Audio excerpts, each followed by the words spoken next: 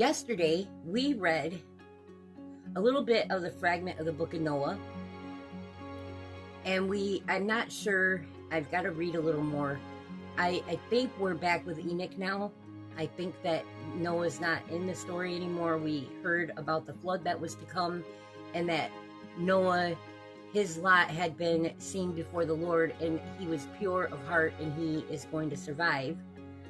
And I did some checking, because the fragment of the book of Noah, that's rather interesting that there's a book of Noah.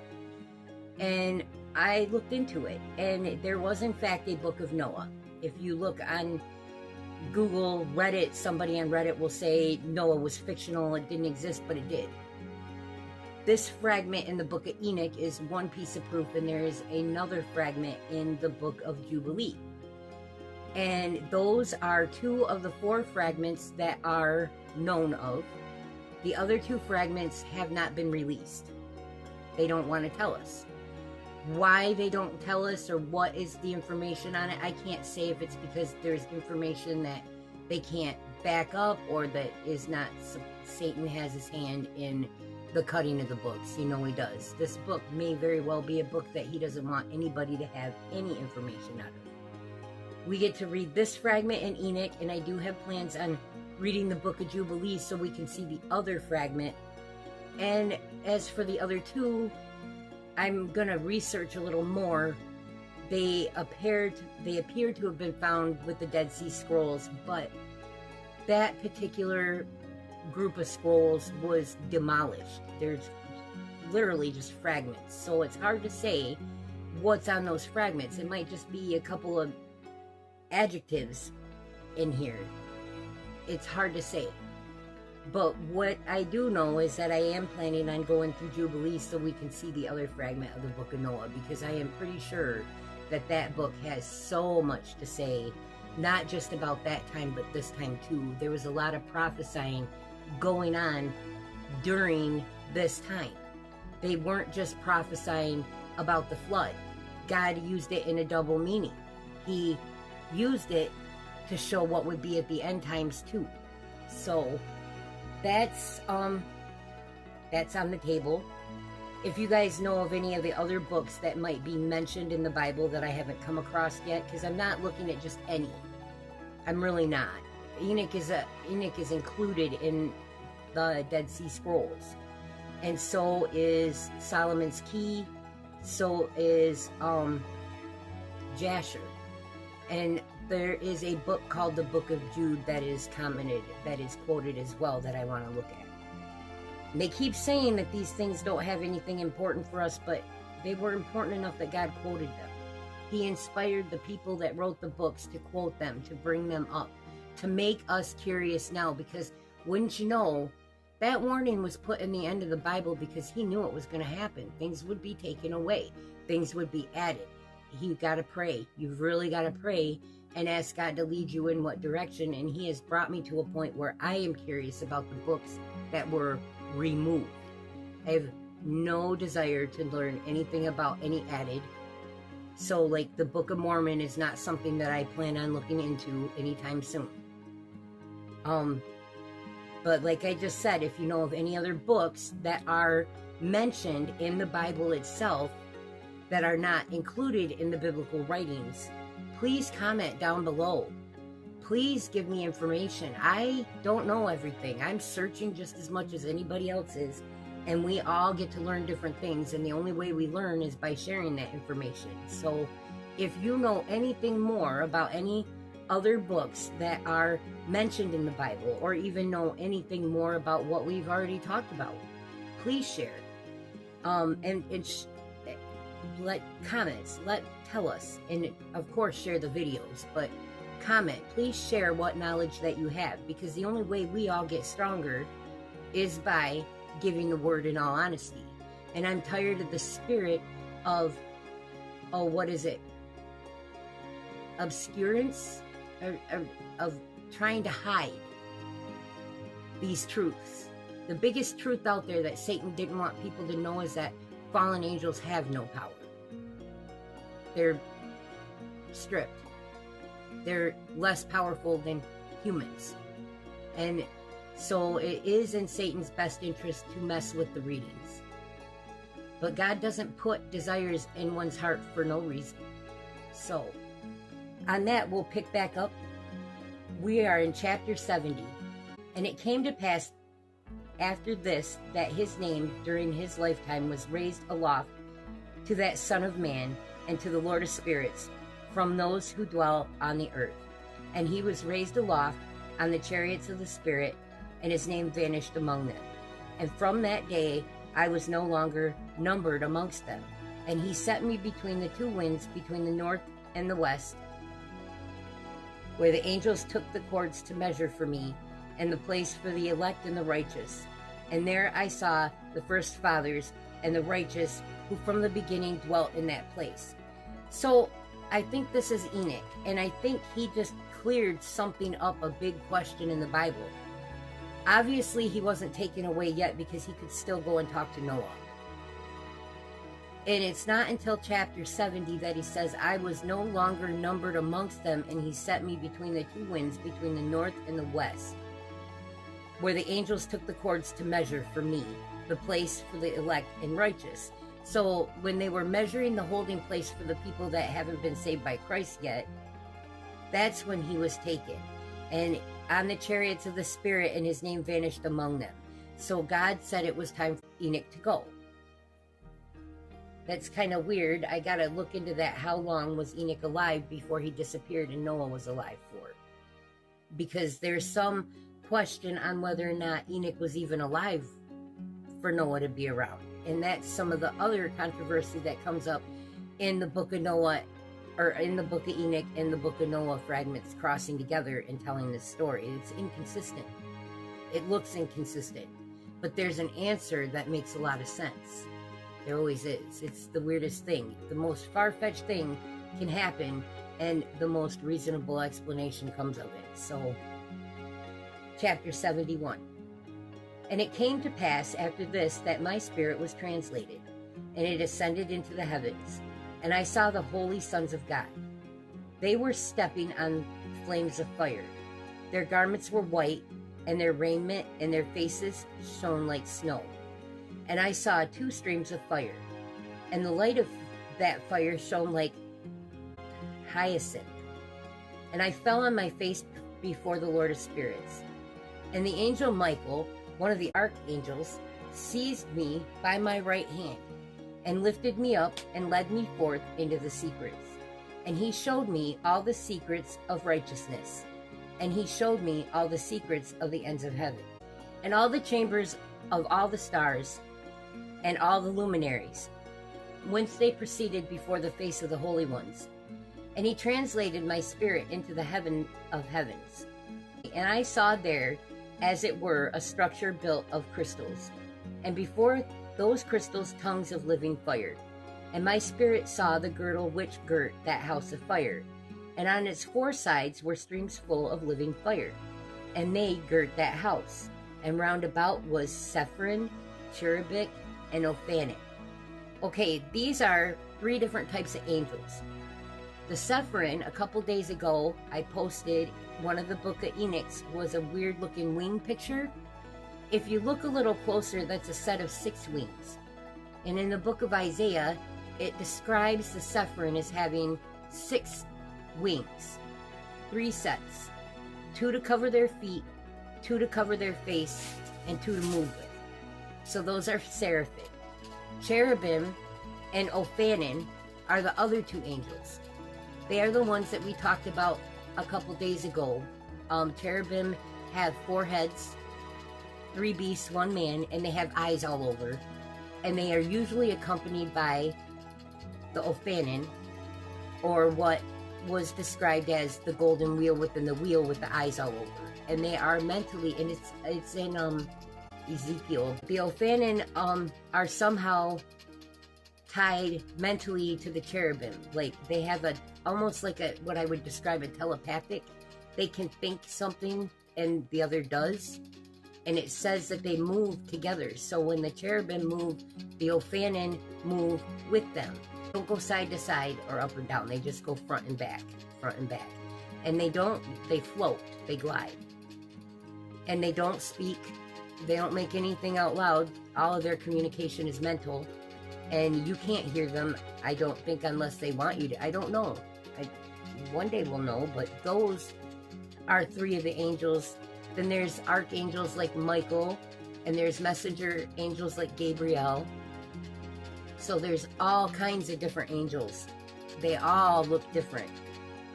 Cherubim and Seraphim, or Seraphim, they don't look anything alike. And then there's still even more that look even different besides that. And these are they who slept not, and the guard of the throne of his glory. And I saw angels who could not be counted, 1,000,000 and 10,000 times 10,000, encircling that house. And Michael and Raphael and Gabriel and Phanuel and the holy angels who are above the heavens go in and out of that house. And they came forth from that house. And Michael and Gabriel, Raphael and Phanuel, and many holy angels without number. And with them the head of days, and his head white and pure as wool, and his raiment indescribable. And I fell on my face, and my whole body became relaxed, and my spirit was transfigured. And I cried with a loud voice, and with the spirit of power, and blessed and glorified and exalted. And these blessings which went forth out of my mouth were well-pleasing before that head of days. And that head of days came with Michael and Gabriel, Raphael and Phanuel, and 10,000s and 10,000s of angels without number. Lot passage, wherein the Son of Man was described as accompanying the head of days.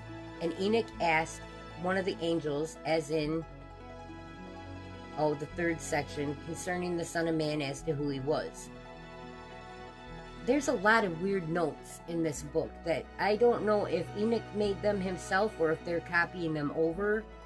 And that's why sometimes I'm stumbling on this, because some of this doesn't make any sense to me. But we are reading the words. I am reading what's in there, and just want you to know that this book is kind of weird looking for reading. And sometimes it misses adjectives, like putting the word "the." The other day I paused when I said, when the Son of Man sits on his throne, there was a word, a filler that was supposed to be in there that wasn't in the book, that mentally I wanted to say, and I was fighting myself from saying it because it wasn't there. Okay, so, and he, i.e. the angel, came to me and greeted me with his voice and said unto me, This is the Son of Man, who is born unto righteousness, and righteousness abides over him. And the righteousness of the head of days forsakes him not. He said unto me, He proclaims unto thee peace in the name of the world to come. For from hence has proceeded peace since the creation of the world. And so shall it be unto thee forever and forever and ever. And all shall walk in his ways, since righteousness never forsakes him. With him will be their dwelling places, and with him their heritage. And they shall not be separated from him forever and ever and ever. And so there shall be length of days with that Son of Man. And the righteous shall have peace in an upright way. And the name of the Lord of spirits forever and ever. Section 3. The Book of Heavenly Luminaries. The book of the courses of the luminaries of the heaven, the relations of each according to their classes, their dominion and their seasons, according to their names and places of origin, and according to their mouths, which Uriel, the holy angel, who was with me, who is their guide, showed me. And he showed me all their laws, exactly as they are, and how it is with regard to all the years of the world, and unto eternity, till the new creation is accomplished, which dureth till eternity. Dureth. I think he dureth, endures till eternity. And this is the first law of the luminaries. The luminary of the sun has its rising in the eastern portals of the heaven, and its setting in the western portals of the heaven. And this is the first law of the luminaries. The luminary of the sun has its rising in the eastern portals of the heaven, and its setting in the western portals of the heaven. And I saw 6 portals in which the sun rises, and 6 portals in which the sun sets. And the moon rises and sets in these portals. And the leaders of the stars and those whom they lead, 6 in the east and 6 in the west, and all following each other in accurately corresponding order. Also many windows to the right and the left of these portals. And first there goes forth the great luminary named the sun. And his circumference is like the circumferences of the heaven. And he is quiet, filled with illuminating and heating fire. The chariot on which he ascends, the wind drives, and the sun goes down from the heaven and returns through the north in order to reach the east, and is so guided that he comes to the appropriate that portal and shines in the face of the heaven. In this way he rises in the first month, in the great portal, which is the fourth, those 6 portals in the cast. And in that 4th portal, from which the sun rises in the first month, are 12 window openings, from which proceed a flame, when they are opened in their season. When the sun rises in the heaven, he comes forth through that 4th portal 30 mornings in succession, and sets accurately in the 4th portal in the west of the heaven. And during this period, the day becomes daily longer, and the night nightly shorter, to the 30th morning. On that day, the day is longer than the night, by a 9th part, and the day amounts exactly to 10 parts, and the night to 8 parts. And the sun rises from that 4th portal, and sets in the 4th, and returns to the 5th portal of the east 30 mornings, and rises from it, and sets in the 5th portal. And then the day becomes longer, by 2 parts, and amounts to 11 parts. And the night becomes shorter, and it amounts to 7 parts, and it returns to the east. And it enters the 6th portal, and raises and sets in the 6th portal, 1 and 30 mornings on account of its sign. And on that day, the day becomes longer than the night, and the day becomes double the night. And the day becomes 12 parts, and the night is shortened, and becomes 6 parts. And the sun mounts up to make the day shorter, and the night longer.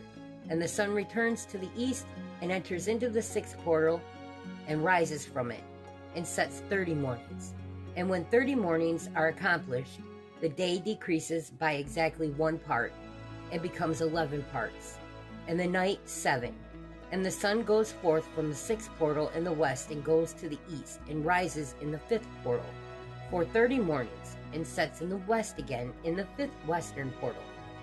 On that day, the day decreases by 2 parts, and the amounts to 10 parts, and the night to 8 parts, and the sun goes forth from that 5th portal, and sets in the 5th portal of the east, and rises in the 4th portal for 1 and 30 mornings on account of its side, and sets in the west. On that day, the day is equalized with the night, and becomes of equal length.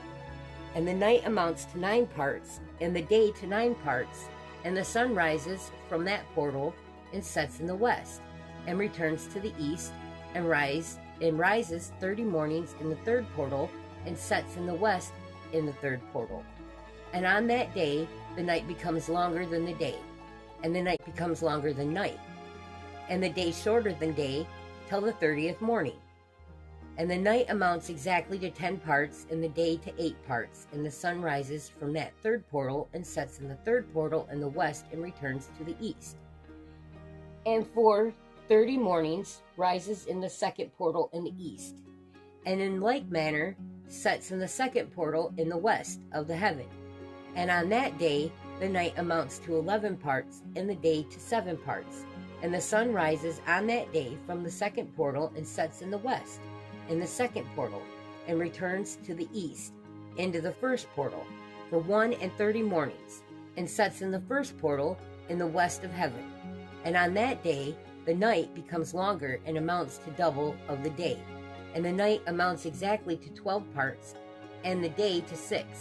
And the sun has therewith traversed the divisions of his orbit, and turns again on those divisions of his orbit, and enters that portal 30 mornings, and sets also in the west opposite to it. And on that night has the night decreased in length by a ninth part. And the night has become 11 parts, and the day 7 parts. And the sun has returned and entered into the second portal in the east, and returns on those his divisions of his orbit for 30 mornings, rising and setting. And on that day the night decreases in length, and the night amounts to 10 parts, and the day to 8. And on that day the sun rises from that portal and sets in the west, and returns to the east, and rises in the third portal for 1 and 30 mornings, and sets in the west of heaven. On that day the night decreases and amounts to 9 parts, and the day to 9 parts, and the night is equal to the day. And the year is exactly as to its days, 364. And the length of that day and of that night, and of the shortness of the day and of the night arise through the course of the sun. These distinctions are made, they are separated. So it comes that its course be 12 parts, and the day to 6. And the sun has therewith traversed the divisions of his orbit, and turns again on those divisions of his orbit, and enters that portal 30 mornings, and sets also in the west opposite to it. And on that night has the night decreased in length by a 9th part, and the night has become 11 parts, and the day 7 parts. And the sun has returned and entered into the second portal in the east, and returns on those his divisions of his orbit for 30 mornings, rising and setting. And on that day the night decreases in length, and the night amounts to 10 parts, and the day to 8. And on that day the sun rises from the portal and sets in the west, and returns to the east, and rises in the third portal for 1 and 30 mornings, and sets in the west of heaven. On that day the night decreases and amounts to 9 parts, and the day to 9 parts, and the night is equal to the day. And the year is exactly as to its days, 364. And the length of the day, and of the night, and of the shortness of the day, and of the night arise through the course of the sun. These distinctions are made, lit, they are separated. So it comes that its course becomes daily longer, and its course nightly shorter. And this is the law and the course of the sun, and his return is often as he returns 60 times, and rises, the great luminary, which is named the sun, forever and ever. And that which thus rises in the great luminary, and is so named according to its appearance, according as the Lord commanded. As he rises, so he sets, and decreases not, and rests not, but runs day and night, and his life is 7-fold brighter than that of the moon. But as regards size, they are both equal. After this law I saw another law dealing with the smaller luminary, which is named the moon, and her circumference is like the circumference of the heaven, and her chariot in which she rides is driven by the wind, and light is given to her in definite measure, and her rising and setting change every month, and her days are like the days of the sun. And when her light is uniform, full, it amounts to the 7th part of the light of the sun, and thus she rises. And her first phase is in the east, comes forth on the 30th morning, and on that day she becomes visible and constitutes for you the first phase of the moon, on the 30th day together with the sun in the portal where the sun rises. And the 1/2 of her goes forth by a 7th part, and her whole circumference is empty without light, with the exception of 1/7 part of it, and the 14th part of her light. And when she receives 1/7 part of her half of her light amounts to 1/7 part and half thereof, and she sets with the sun. And when the sun rises, the moon rises with them, and receives half of 1 part of the light, half of 1 part of light. And in that night, in the beginning of her morning, in the commencement of the lunar day, the moon sets with the sun, and is invisible that night, with the 14 parts and the half of 1 of them. And she rises on that day with exactly a 7th part, and comes forth and recedes from the rising of the sun. And in her remaining days she becomes bright in the remaining 13 parts. And we'll leave off there at chapter 74.